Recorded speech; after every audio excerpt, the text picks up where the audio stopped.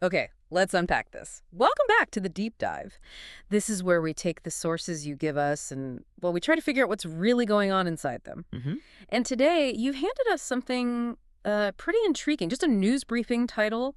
Seems like it was hot off the press, or, well, specifically from May 27th, 2025. That's right. So the source material we're diving into, it's literally just the title and date. The Guardian's Tuesday Briefing First Edition, Trump-Putin Relationship Briefing, and the date is May 27th, 2025. Right.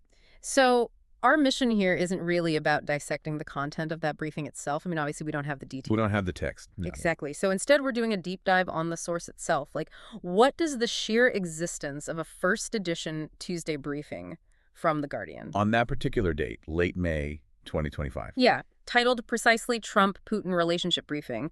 What does that alone tell us? Well, and that's what's fascinating here, isn't it? Relying only on what we've got, that title, that date. The significance isn't really what's inside the briefing.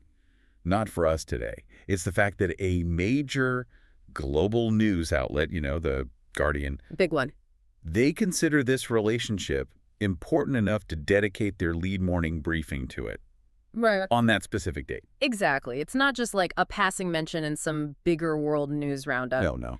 It's the subject, the Yeah. main focus. Years after their presidencies overlapped, with the world constantly changing, this title signals that the dynamic between Donald Trump and Vladimir Putin is still, well, a live wire, Still relevant. still seen as a central topic worth leading the news with in 2025. And it prompts us to think, why? Why does this connection keep such a high level of media interest and presumably public interest too? Right. If we connect this to the bigger picture, it suggests the relationship, or maybe just the perception of it, the potential implications. Yeah. It hasn't just faded into history. It's still current. It's definitely still current. But why current? What could be happening, or what sort of lingering threads might exist that make a dedicated briefing necessary on May 27th, 2025? Good question. Is it about past actions still having consequences? Or maybe potential future political roles for either of them? Or, I don't know, ongoing world events where their past interactions or maybe future stances are still relevant? Precisely. The very fact this briefing title exists suggests there's something. Either new developments, maybe ongoing analysis of old events, but with new context. Or speculation. Or speculation, yes, about future scenarios where this relationship might play a part. And given the history, it could touch on almost anything, couldn't it? Foreign policies, stability of alliances. Even domestic politics in different countries. Absolutely. It implies there's enough substance there, enough movement or perceived potential for movement to warrant a focused look. Yeah, you wouldn't expect The Guardian to lead their morning briefing with this unless there was a solid reason. A specific development, maybe an anniversary bringing new insights or analysis of recent comments. Or maybe looking ahead, anticipating something involving these figures. Right. It just highlights the long shadow cast by this particular dynamic, even without knowing the details inside the briefing. Just the fact it exists. Just the fact it exists tells us the market for understanding this relationship is, well, it's active. News outlets respond to what they see as important, what their audience is interested in.